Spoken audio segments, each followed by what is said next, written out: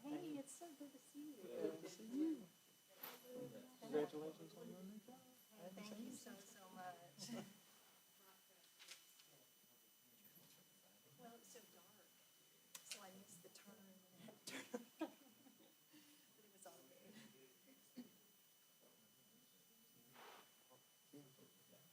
You park in the back? Yeah, You can park in the circle out front, yeah. but yeah, when you come back here, yeah, it's a little. I just, I went past it. Hereby call the Appomattox County Board of Supervisors meeting to order. Welcome everyone that's in attendance. And at this time, we'll have our Pledge of Allegiance, and please remain standing for our invocation by Mr. Hogan. I pledge allegiance to the flag of the United States of America and to the republic for which it stands, one nation, under God, indivisible, with liberty and justice for all. Let us pray. Most gracious Heavenly Father, we thank you for this opportunity to come before you and the citizens tonight to carry on the business of this community. We ask that you lead us and direct us, guide us in everything that we do. We ask that you have a special blessing over the Hips family tonight, Lord, as they are suffering with the loss of a loved one, and just be with them, comfort them as only you can. All these things we ask in Jesus' name. Amen. Amen. Okay, we need to set our agenda. Anyone have anything to add, or delete, or talk about? Ms. Adams? I just have a comment. Okay. I wanted to say, also, we need to remember the sheriff's family, his mother passed away this past week also. Okay, any other items? Okay, is there a motion then to approve the agenda as is? That second? Second. All in favor, please signify by saying aye. Aye. Aye. Next is our citizen public comment period. This time is provided by the board to allow citizens the opportunity to address the board on issues of importance to the citizen. No individual citizen shall be permitted to address the board for more than 3 minutes. Mr. Rourke, anyone sign up? Nobody had signed up as of a minute ago. Okay. Is it anyone here that'd like to address the board who failed to sign up? Okay, we'll move right along. We are happy to have with us Mr. Gary Christie, who is the Executive Director of the Central Virginia Planning District Commission. Welcome, sir. Good to see you again, and your lovely bride at the back. Thank you, Mr. Chairman, members of the board. Good to be here. I have an annual report that was included in a PDF form in your agenda packet. I have printed copies if anybody would prefer a piece of paper to hold and look at. So that's available for you. We are a place where localities could get together, talk, and learn what's going on in their neighboring jurisdictions, and we do projects that save our localities money. But we are primarily a planning organization, a regional planning organization, and we do regional plans. Ones that have been completed since the last time I came to visit is our transportation plan, our long-range transportation plan, and our hazard mitigation plan, both of which are important for our localities when it comes time to apply for grants and for planning departments to use for future activities. In 2022, we plan to do a housing study for the region, particularly looking at housing for working families. We have received a grant for $1.5 million that will be used once the housing study is complete to do some implementation. That money will be used as leverage to leverage private dollars to construct homes and multifamily apartments in following that housing study and its plan. Also in 2022, we'll start an economic development update to our CEDS, or Comprehensive Economic Development Strategy. That keeps the many actors, the many players who work at economic development on the same trajectory, on the same path. And it will include this time sections on agriculture and forestry.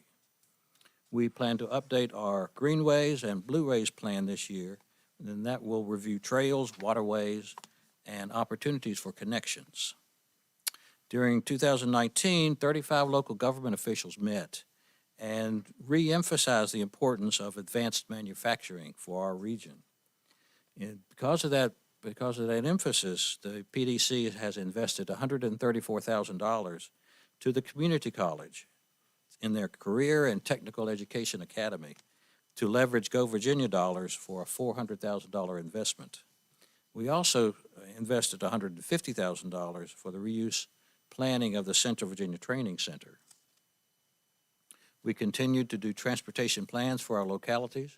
We finished one along the Village Corridor in Rustburg, and we're starting 11 intersections for safety studies in 3 of our counties. We continue to help with smart scale and transportation alternative grant programs, as well as services to GLTC there in Lynchburg. And with the pandemic getting to a point where we can start living again, we're going to start our marketing for ride sharing and van pool services. We're working with DEQ and the Chesapeake Bay communities on best practices grant. We continue to run the landfill in Rustburg. It's 200,000 tons of trash a year. And we have a gas to energy proposal going before the Campbell County Board of Supervisors in 2022.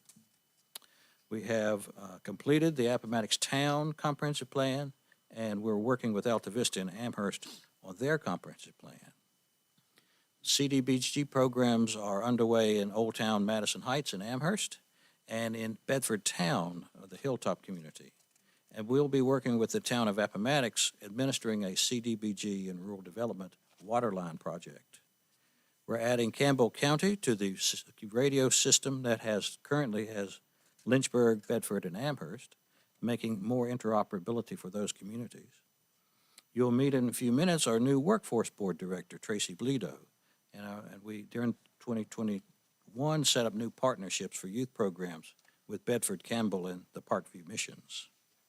And our grant writing success over the past year, we brought in $24.75 for each $1 in dues the communities paid. Now, thank you for support for me for the past 16 years. I'll be transitioning out in the end of April to see what retirement looks like.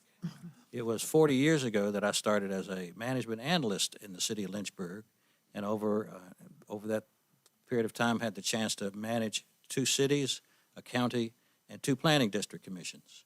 Lynchburg is home, and that's where we're going to retire to. It's been great working with you, and I appreciate the support that you've given me and the commission over the years. Tracy Bledo is, I'm leaving the commission in excellent hands, and Tracy Bledo is one of those hands that has just joined us to run the workforce program. She's joined me tonight, and if I could give her a few minutes to talk about the importance and the value that her workforce program brings. Thank you. Tracy?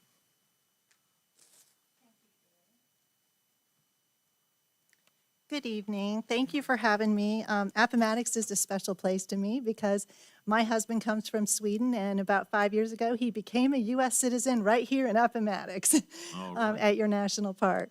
I brought some cards, and I would love to give you the opportunity to give me a call at any point if you have input to our workforce situation in America, for one.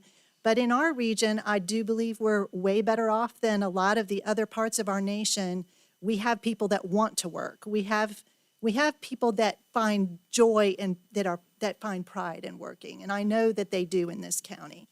In the city of Lynchburg is our office and our center, but my goal is to stretch out, because I worked in Bedford County on the other end of the county, and we go all the way almost to Roanoke there. And you guys, are on this far end, and I know how that feels.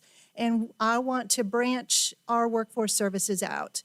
We have 10 people at our center in Lynchburg that I want to be out in here to give career essential classes to people that are trying to get back into the workforce for whatever reason they dropped out. Maybe they were a lady that's kids were taking school at home and they got out of the workforce, and now they're trying to figure out how to get back in. We can help them get back into the workforce.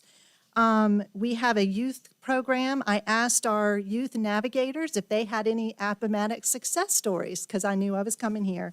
And if I can give you a little, like I said, we help adults and youth and dislocated workers, those that have gotten laid off for one reason or another. Their company is not doing well, they laid off.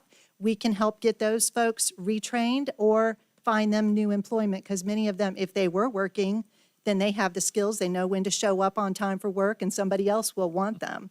But I asked for a success story, and I'm just going to read to you from one of our career navigators that is working with young people. The ages between 16 and 24 is called the youth program.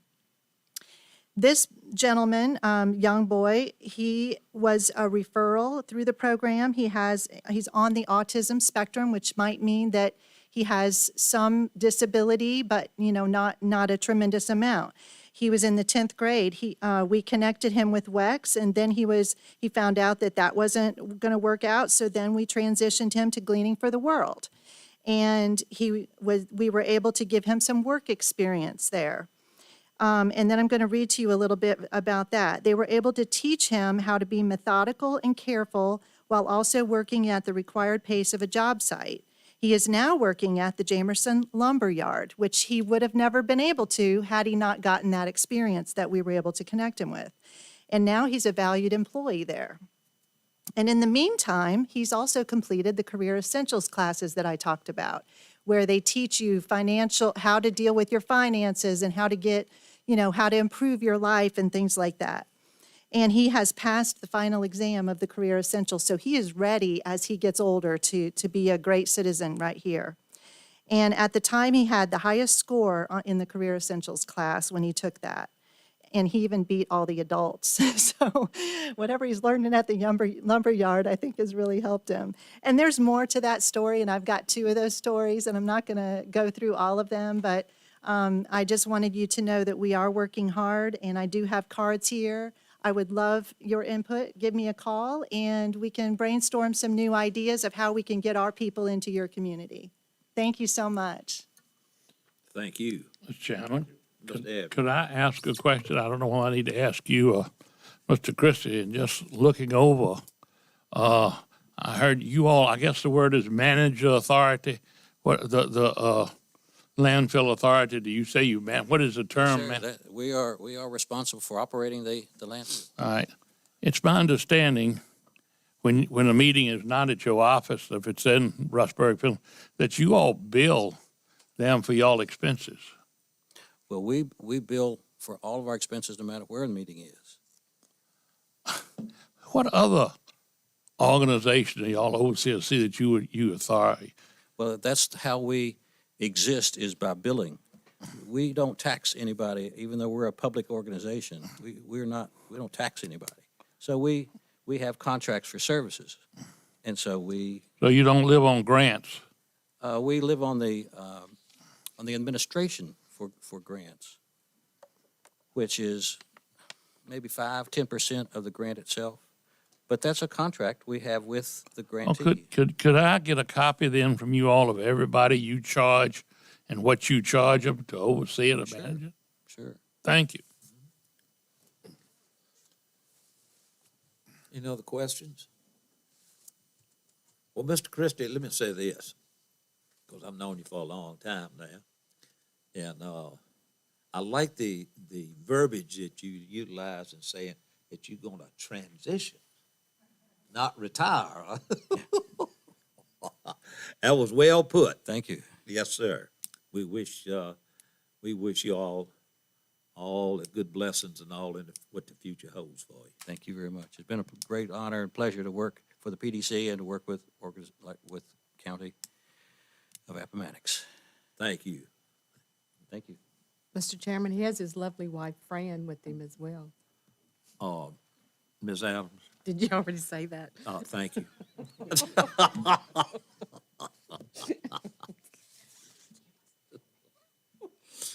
Oh, my. Okay, next we have our Public Safety Director, funding request from Mr. Bobby Winfield. Welcome, Mr. Winfield. Mr. Chairman, have y'all had the opportunity to see the PDF Yeah. for the funding? I can go ahead and read it if you want to. Please consider appropriating funds to create a part-time salary line item. I suggest $12,000. The dispatchers that resigned recently, and I have, there's 3, but one is already full-time in another place, and I have 2 that are still unemployed, and they are with their families, are willing to work on a part-time basis, and by allowing this, we'll save on overtime salaries going forward, as I will have to pay overtime to fill the seats that were vacated by the 2 employees. At present, we're down 2 full-time dispatchers. I suggest that the part-time rate will be $16.13. And how I came up with that number, I added all the hourly rates of the dispatchers, divided them by the number of dispatchers at that average of $16.13. If we went with overtime, I did the average rate of that, that's $24.20. So if I used my part-time, I'll save $8.07 on the average, which would be $100.88 per shift. And we work 12.5-hour shifts.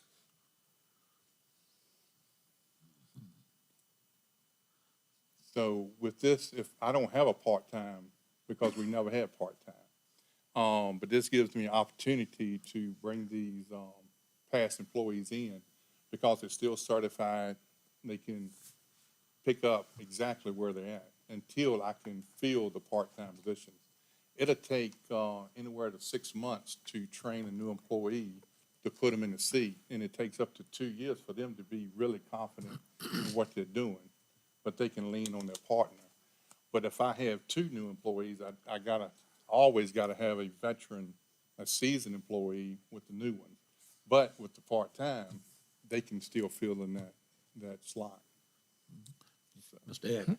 Bobby, Yes, sir. you're just asking us to appropriate it. You're not asking for new money since you don't have two employees. We just need to appropriate that Correct. amount We is can what take we're it out of doing. that now. wireless fund and just transfer it That's on what I over didn't 100%. know. Okay, thank you. Yes, sir.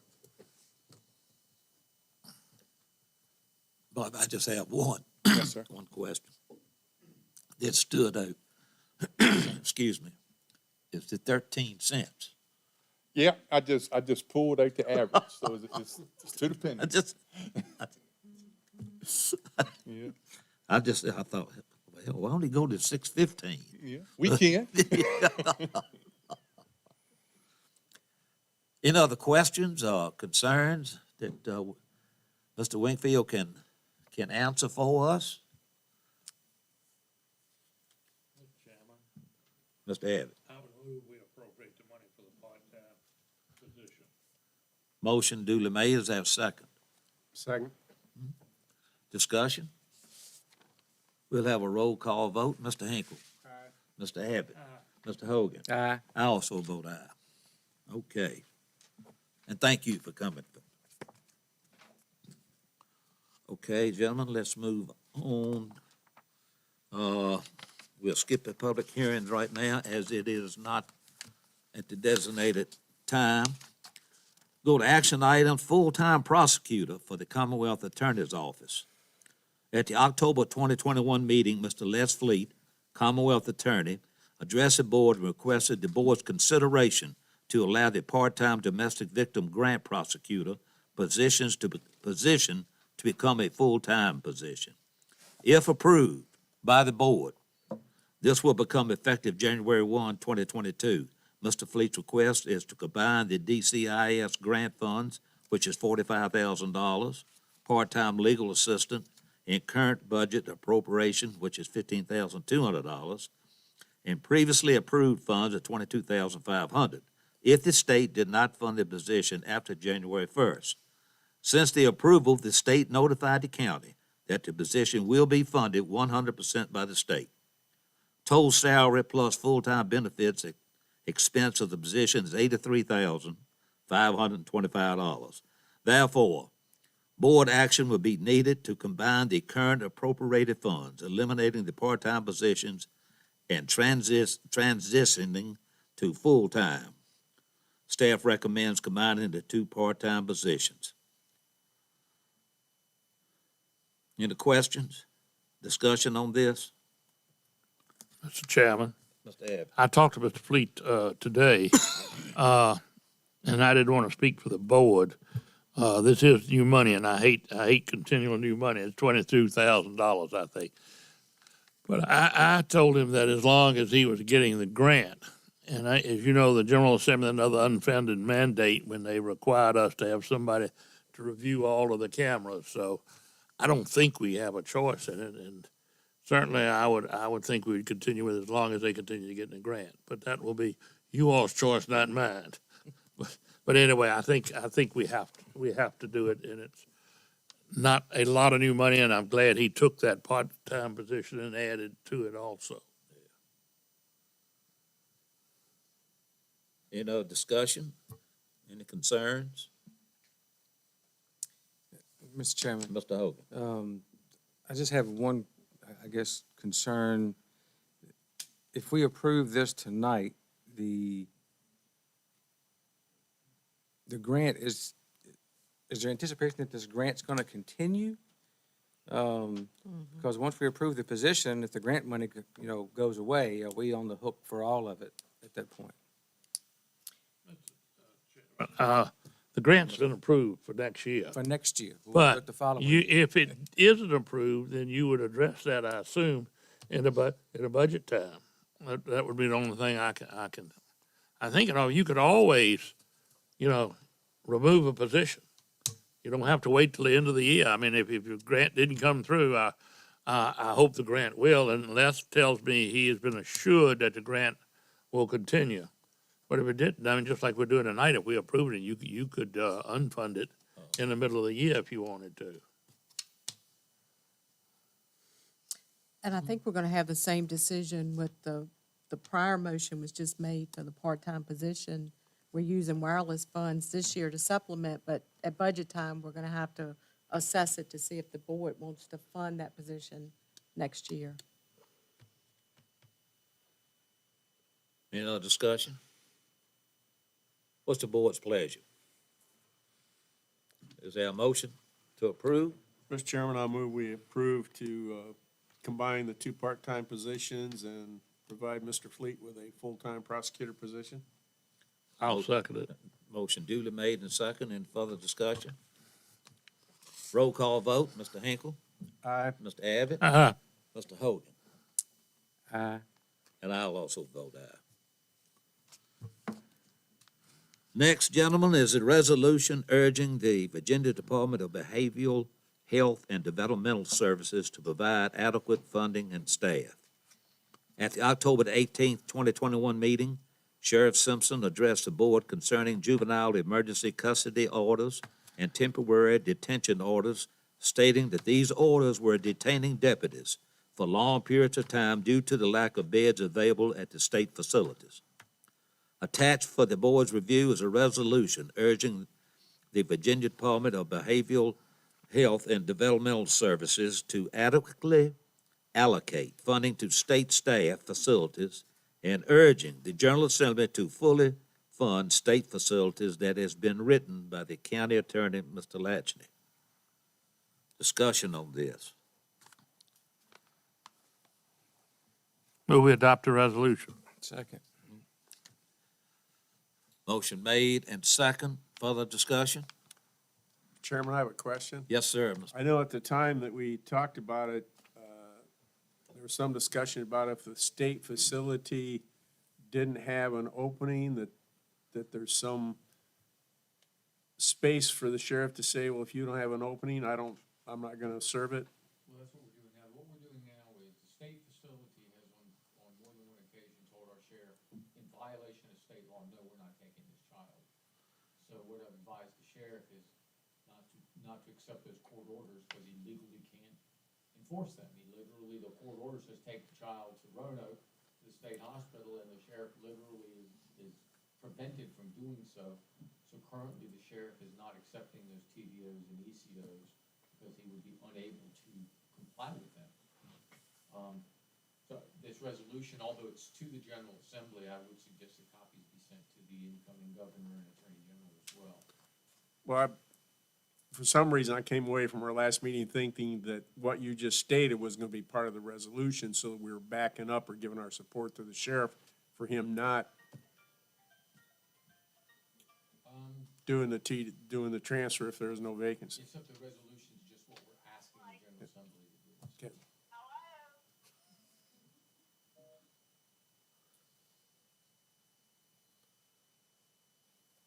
So is there, Motion's been made, Mr. Chairman. motion made and second, yes. Discussion. We'll have a vote, let's have a roll call vote. Mr. Hinkle? Aye. Mr. Abbott? Mr. Hogan? Aye. Also vote aye. Next is the opioid settlement resolutions. The county attorney has prepared a resolution for the board's consideration to adopt supporting the county's participation in the opioid epidemic and related damage settlement. Staff recommends adopting the resolution approving Appomattox County's participation in the proposed settlement of opioid-related claims against McKesson, Cardinal Health, American Source, Bergen, Janssen, and their related corporate entities, and directing the county attorney to execute the documents necessary to effectuate the county's participation in this settlements. Floor is open for discussion. Mr. Chairman, if I could, just a quick. Yes, sir, Mr. Latchney. The state is part of the national settlement with these particular pharmaceutical companies. The state pursuant to the settlement will get $530 million. And by a participant, and the state's trying to get, the AG's office is trying to get all localities to participate because the state's money would be decreased if not all of the counties participated. The way that money's gonna be allocated is 15% to us unrestricted, another 15% for abatement purposes of opioid abatement, 15% to the Commonwealth unrestricted, and 55% to an opioid abatement fund. So basically, for us, it's a 15% of this settlement goes to the localities.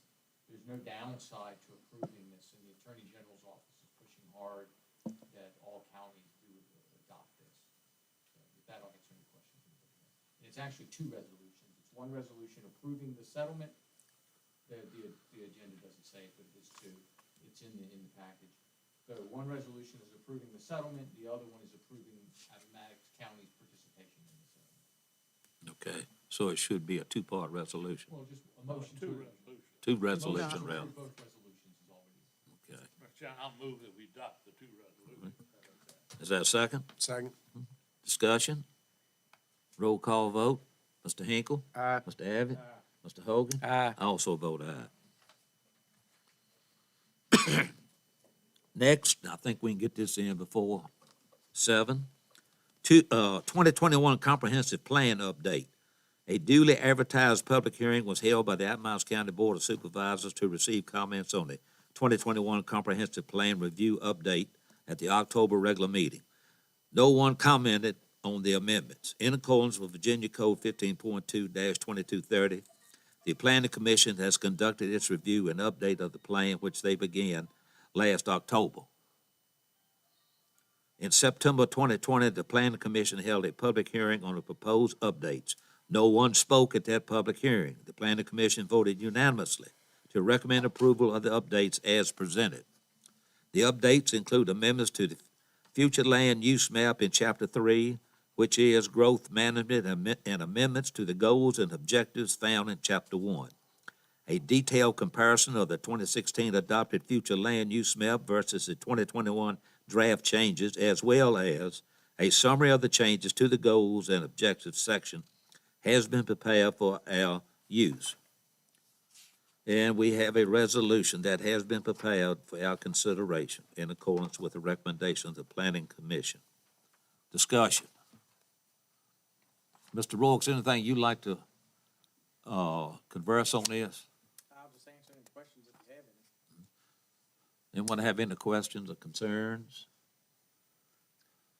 It's a whole lot there, It is. a lot to comprehend. Mr. Chairman, Mr. Hogan. so, and I understand from the introduction and where the primary changes are to the map. Okay. I think I understand most of those. I guess my general question would be, does our comprehensive plan, do we drive where the development is, or does the development drive our comprehensive plan? It looks like we're chasing development. I think it's a little bit of both, maybe. What they tend to have been doing with this future land use map, about 10 or 14 years ago, this was a new concept that was added into the plan, and each time we go through a review, they kind of refine the plan. So they kind of started out with a bigger holistic view of growth in the county, and as they've gone through each revision, they've kind of drilled down a little bit and got a little bit more specific and a little bit more detailed with their areas. And that's one reason I think this group, the Planning Commission, this time spent a lot of time looking at that map and a lot of time thinking about and talking about growth that has happened and they foresee happening in the future. So that's why you see, I think it's 11 total areas there that they touched on. And I think that's why you see so many different areas of the county touched on. You know, for your part of the county, and we had a long, interesting conversation with the mayor, who is now on the Planning Commission, and she brought out a lot of details about things that were happening in the Pamplin area, and that's why you saw the rural transition area added down there around the town there, because things they've got going on down there, they foresee growth happening in and adjacent to the town. So it was those conversations that kind of drove the number of changes. And how about the goals and objectives? I know some of those were changed. Was there any? The goals stayed the same, because the goals have been the overarching goals for about 20, 25 years now. The objectives changed. They went away for the last decade, for the last 10 years, they had objectives that were what we would call task-oriented. So they were very specific to somebody's office or somebody doing this or that. And they wanted to get away from that and go more to what they kind of talked about as being strategies or policies that would help you achieve the goals. So that there was a change there from very, like I said, task-oriented to an overarching, more flexible strategy and policy document. So, And I noticed a lot of these are, it says consider. yes, These objectives don't tie our hands in any way, do they? correct. That was on purpose. They wanted to give themselves, the Plan Commission and the Board of Supervisors, flexibility in the future as they move forward. They didn't think, the objectives previously, they didn't think gave you flexibility. They thought they were very straightforward and didn't offer any flexibility, so they wanted to make that a more flexible document. And last question, how long have they been working on this? These changes, they started in October of last year. Every 5 years, the Plan Commission by code has to go through a review or an update of the plan, so we generally start about a year out. And it, the last 2 times, it's taken roughly those whole 12 months to do the review. So they started last October, and they worked on it at every meeting up through September when they had their public hearing. Did anybody speak at their public hearing? No, sir. That's all, Any- Mr. Chairman. Thank you. Any other questions, concerns? It's the board's pleasure. Is there a motion to approve? So moved, Mr. Chairman. Is there a second? Second. Discussion? Mr. Chairman, I just, we held a public hearing, nobody came and spoke. Planning Commission held a public hearing, nobody came and spoke. They put a lot of work into this, and it was passed unanimously. Although I may not necessarily agree with every line in it, I think overall it's a decent plan. Thank you. Any other discussion? Roll call vote, Mr. Hinkle. Aye. Mr. Abbott. No. Mr. Hogan. Aye. And I also vote aye. Now, gentlemen, we'll go to our public hearing. And before we go there, Ms. Adams, you heard a reply back from it? Yes, I did receive. Okay. Okay.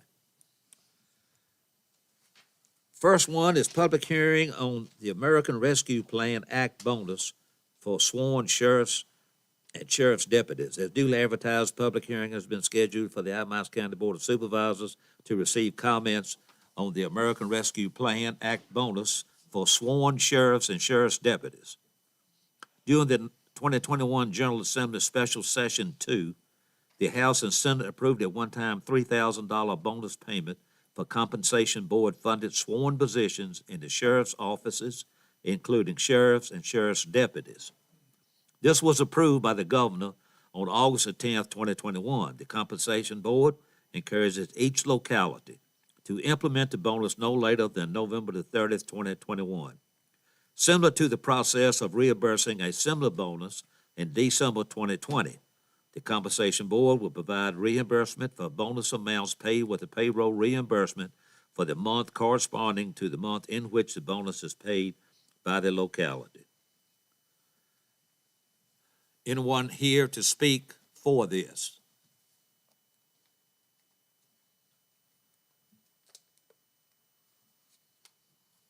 Anyone here to speak against this?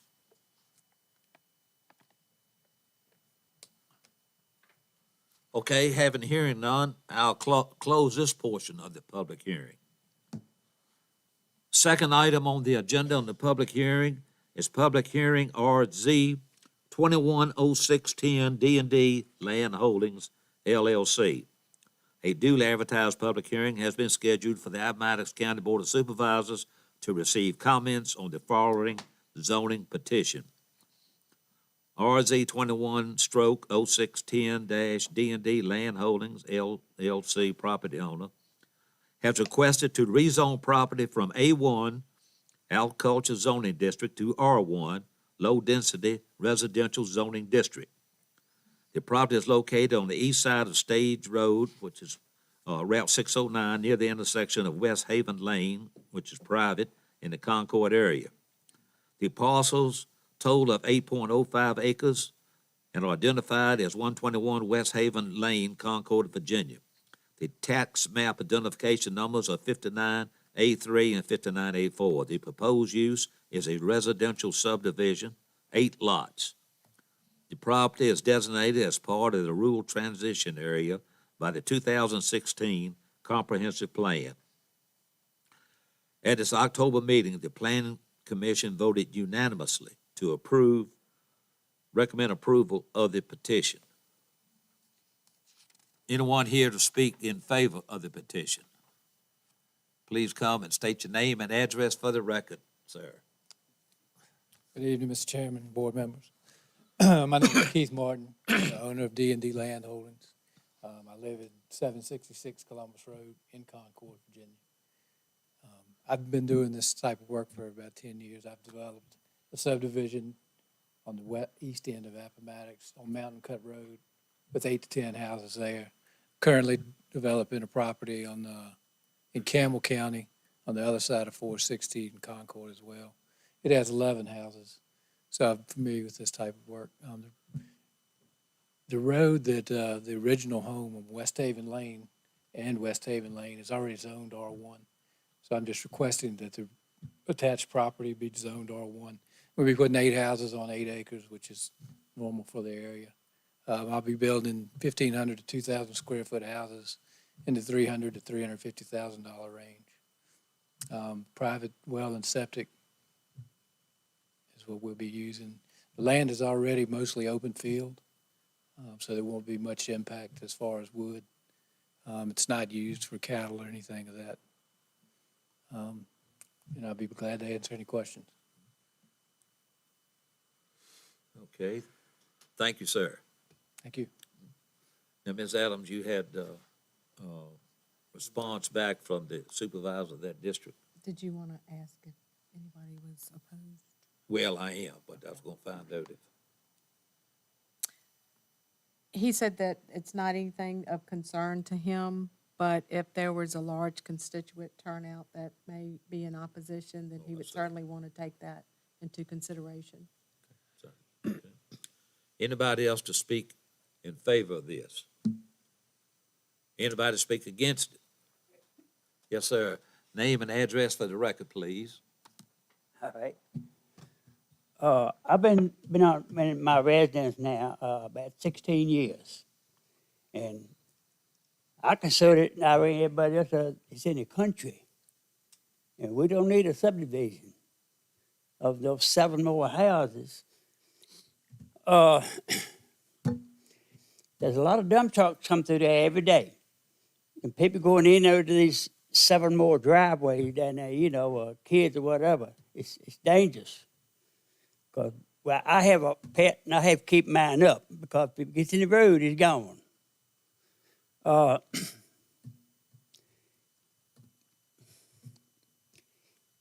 just feel as though, we don't need a subdivision down there. It's quiet, it's very nice community, everything. And I'm just afraid you put a subdivision down there, it ain't gonna be that way no more. And that's why I'm against it. Okay? Okay. Thank you. Yeah, what was your name and address, sir? What was your name and address? My name? And address. 5890 Stage Road, Concord. I'm sorry, I didn't hear you. My land joins Mr. Martin's. Uh-huh. Okay. Anyone else here present that speak against this? Okay, hearing none, I declare this meeting, public hearing closed.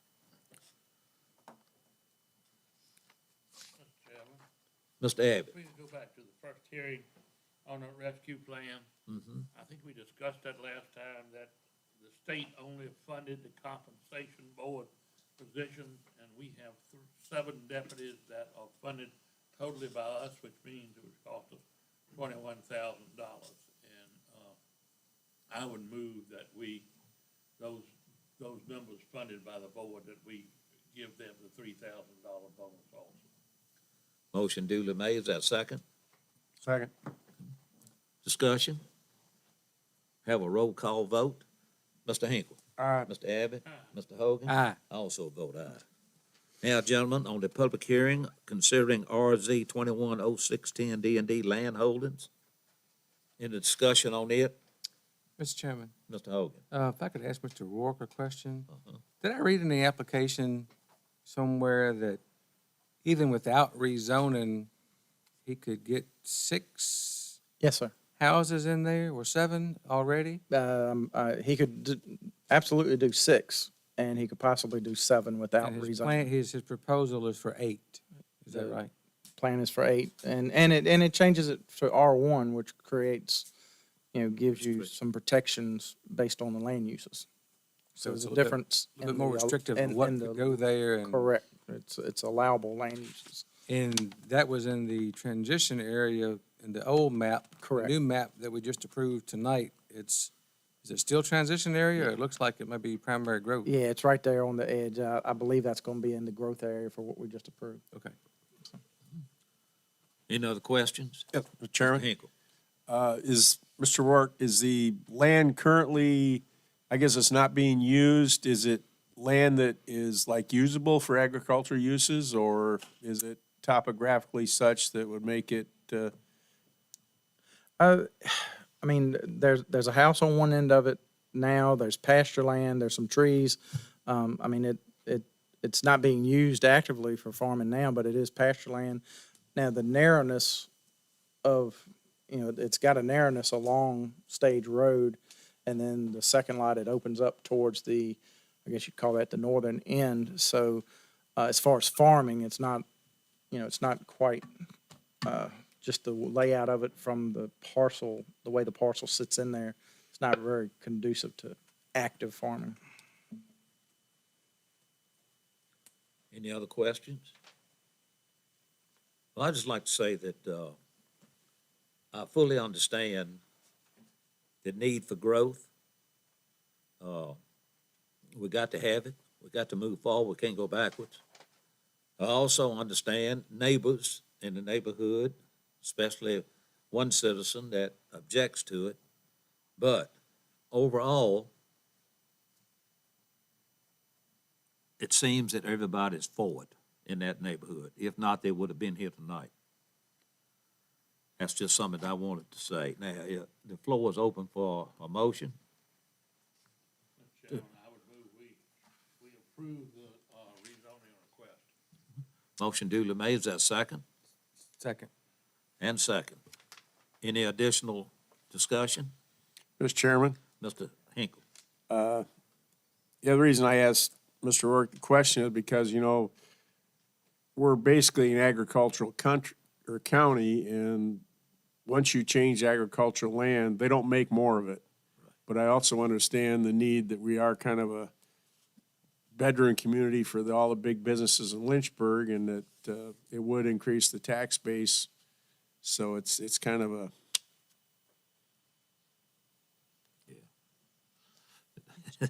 no-win situation, I guess. It is. It is.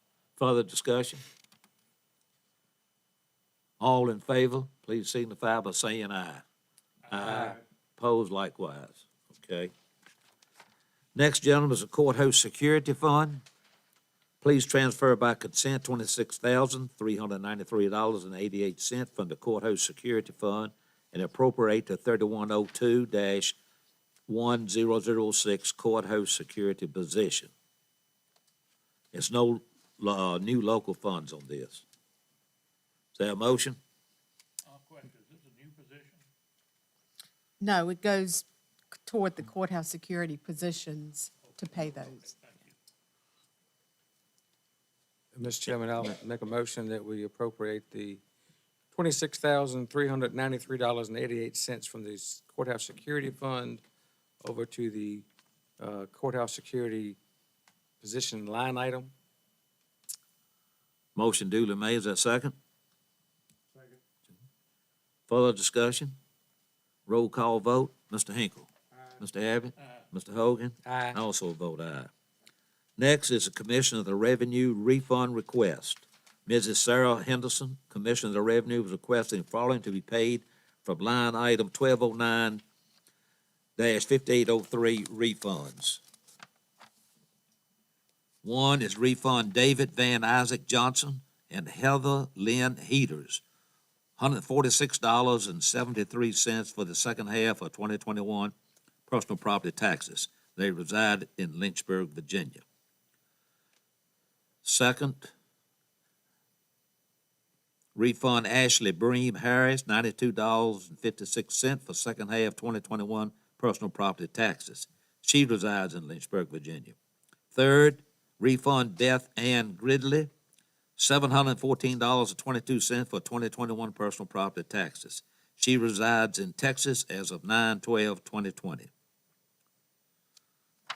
Is there a motion to refund these three items that are listed?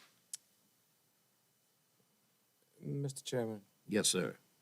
do we have any way of knowing, or does the Commissioner of Revenue, do we know if they double check to see if they've paid taxes on these vehicles in their new locality? I notice awful lot of out-of-state plates when people move into the area, and they don't get those plates right away.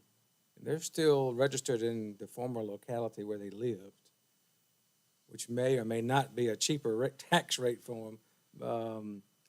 If you come from some states, you don't have personal property taxes. I just wonder, these people that have moved, are they still carrying Virginia tags on their car? If so, they need to pay taxes here. That's my only question. If they've moved and they're paying taxes someplace else, then by all means. That's my only concern. That's a good concern. Yeah. You gonna check on that? I'll verify that with the Okay. Commissioner of Revenue, yeah. Mr. Chairman, Mr. Hinkle. I guess I got a question for Mr. Latchy. Could we as a board make a policy that if they're still carrying Virginia tags, even though they move to out of state, or I guess it wouldn't cover the Lynchburg area, but like in Texas, if they're still using Virginia tags in Texas, could we ask for proof that they are now licensed, those vehicles are licensed in that state? I do think we can, and I think do ask for proof that you have relocated. I mean, that's standard, typical behavior. I mean, one of the ways you typically get through this is with the driver's license address. Because, for example, Virginia, if you move to Virginia, you have to get Virginia license within, I think, 60 days. And so I do know they verify as best they can that someone has in fact moved before they recommend it. And there's only so much we can do because we don't subpoena their records, but I do know that the commissioner makes every effort to verify by asking for sufficient documentation to support that it's happened. I mean, I know in the past we've collected power bills from people showing they've moved, for example, and showing, they've got a lease in their name or something, we typically get documentation. Mr. Chairman. Mr. Hogan. My only, when you register a vehicle in Virginia, you have to put what locality the vehicle is housed. So you're taxed in that locality, where, I could live in Lynchburg, but I could have a vehicle housed in Appomattox. And my address on my driver's license may say Lynchburg. But now, it wouldn't be very smart because our taxes are cheaper than Lynchburg. But it's just something that kind of struck me. If the commissioner is doing her due diligence, I mean, I'm sure she is, but, checking a driver's license doesn't check the address where the vehicle's registered. It's just a thought. Maybe we need to just double check. But, I'm sure she's doing what she can to verify it. But It would be good to know just how that job activity is takes place. I'll go ahead and make the motion, Mr. Chairman, to approve the commissioner's refund requests. But I would like some clarification from her about how we verify that those vehicles are no longer registered here. Is that second? Second. We have a roll call vote. Mr. Hinkle? Mr. Abbott? Mr. Hogan? Aye. I also vote aye. Excuse me. Committee appointments. Excuse me. 2021 Redistricting Committee appointment. At the October 2021 meeting, Mr. Hogan and Mr. Abbott were appointed to serve on the 2021 Redistricting Committee as the two members of the Board of Supervisors. Mr. Abbott's term as board member will end on December 31st, 2021. Therefore, another board member will need to be appointed to the committee. Mr. Alfred Jones, newly elected Piney River District Supervisor, will begin his term on January 1, 2022, and has agreed to serve if appointed by the board. What's the board's pleasure? Mr. Chairman, Mr. Hinkle? I have a question. What is the life expectancy of that board, or when do they have to complete their? I guess Ms. Adams, Mr. Roy could fill us in, and Mr. Abbott. It's after the submission has been approved, been submitted and approved. Do we have a timeline on that? I think it's, Yeah, well, legally, it's gonna be done by December 31st. Practically, it's not being done by December 31st. I mean, the state can't indicate numbers. The AG has to approve it. So the reality is, I suspect it's still over in January, maybe even February. The reality is it probably won't meet again. I think we've reached an agreement, but should the Attorney General object to it, then that committee would need to meet again and adjust it. Well, if we've got a ready plan, then we ought to just present that to the board, let the board nod its head, and then we'll submit to the AG's office. That would be the next process. and I think we are responsible for the precinct. Did you want to address that, the precincts? Precinct. We select the precincts, and I assume we'll just keep the same ones we've had unless something's moved, the line is moved. One of the things we ought to do, I don't know if we use any private entities, but we should probably try and get some MOUs with them going forward. I mean, if we're only using public buildings, I don't know where all our precincts are, but if we're using private churches or whatever, we should probably, as part of this process, get an MOU with them as well. Mr. Chairman, I think Mr. Abbott. since the registrar was on this, there's probably some concern with the electoral board that they would like to move some of the precincts, but that is really a question for the board here, not a question for the rezoning, for the reapportionment committee. Although as part of the submission, we actually create an ordinance which will include the precincts, so we will have to do that at some point. So, Mr. Chairman, Mr. Hogan. I think to answer Mr. Hinkle's question is, yes, the committee is pretty much set on what they want to do. There are other moving parts that have to be done, such as the electoral board and their recommendations and some final approval by the committee of the final draft, I guess. So this could very well spill over, and we would need Mr. Jones or whoever the board selects to take Mr. Abbott's spot on that committee. I don't anticipate it, the committee itself having to do a lot of work extra, but it's possible if something comes back and the AG says, you got to change this. So what I'm hearing is the fact that this is not a necessity at this time to reappoint Yes, somebody. it is. It is? Mhm. Okay. Let me, Mr. Chairman, if I might, we looked at all the districts, and virtually only two of them are gonna, we had 5 or 6 different maps, but after we looked at what our charge was, and you had to get within 5%, or your goal to get within 5%, we moved 30 voters in 3, what do you call it, Census census tracts.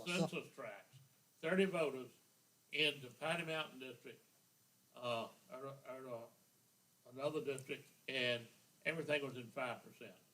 Your district wouldn't change, your district wouldn't change, your district wouldn't change. That's amazing. Well, what's the board's, what, Mr. Hogan, you had something you wanted to say? I was just gonna make the motion to, Okay. appoint Mr. Jones to the committee, should, any further committee action be required. Motion duly made, is that second? Second. Further discussion? We'll have a roll call vote, Mr. Hinkle. Aye. Mr. Abbott. Mr. Hogan. Aye. I also vote aye. Next, gentlemen, is the consent agenda, which includes approval of bills, minutes, supplemental appropriations, line item transfers, and fund transfers. Any item on the consent agenda shall be removed from the consent agenda at the request of any board member prior to the vote on the consent agenda. Items removed from the consent agenda shall be considered by the board individually in order in which they were removed from the consent agenda immediately following consideration of the consent agenda. And I hope everyone's had took time to read the items that has been submitted on this. Anybody have any questions or concerns? Anything stands out? Mr. Chairman, I'll make a motion, we approve the consent agenda as presented. Motion duly made, is that second? Second. Motion second. Discussion? Have a roll call vote. Mr. Hinkle? Aye. Mr. Abbott? Mr. Hogan? Aye. I also vote aye. Mr. Latchney? Thank you, sir. Mrs. Adams? Yes, sir, Mr. Chairman.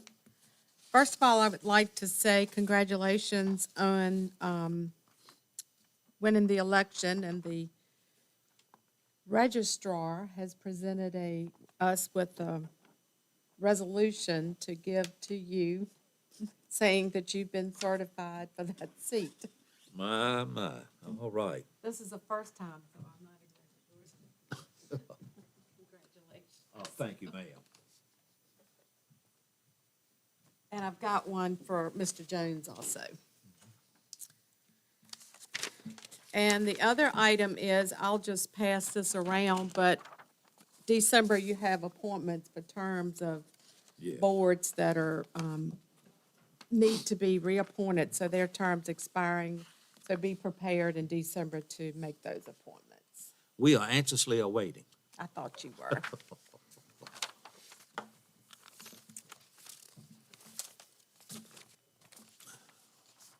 And to keep it brief, the next thing is under the informational items. Make sure you see the judge's order for the concealed handgun permit, the signed order, and also the school construction update from Mr. Gillespie.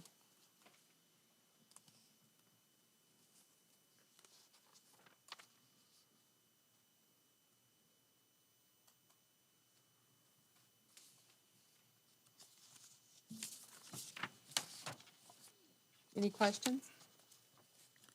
No, ma'am, you have completed your I have. report? All right. Next, gentlemen's report, excuse me, before we're going further, is there any questions or concerns to ask our county administrator?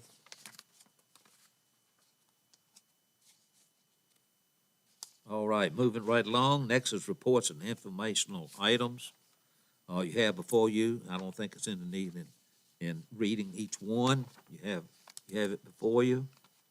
Any discussion on these items, informational items, reports? Mr. Chairman?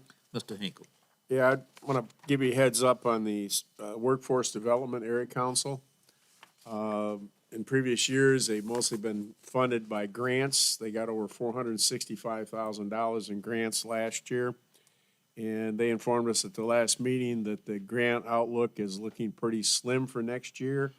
And so they're probably going to be coming to the counties for requests for funding. And they are in prepping for that, so I just wanted to give you all a heads up. They figure they're gonna get about $65,000 next year in grants, and that's it. We appreciate that info. Any other items to discuss? If not, let's move into Supervisor Concerns. Mr. Hinkle. None at this time. Mr. Abbott? Mr. Hogan? None tonight, Mr. Chairman. Well, I'm definitely not gonna break your ice. So.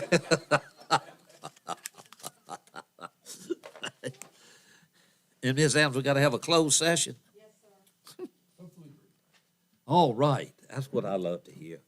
Okay, this board needs to go enter into a closed session. Mr. Latchney. Whereas the Board of Supervisors of Appomattox County desires to discuss in closed meeting the following matters.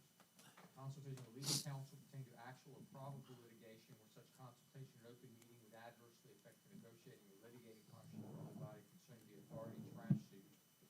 Consultation with legal counsel employee retained by the public body regarding specific legal matters requiring vision of legal advice by such counsel concerning the registrar. And whereas pursuant to sections 2.2, 3711A7 and A8 of the Code of Virginia, such discussions may occur in closed meeting. Now therefore be resolved that the Board of Supervisors of Appomattox County does hereby authorize discussion of forestate matters in closed meeting. Need that as a motion. So moved. Is that second?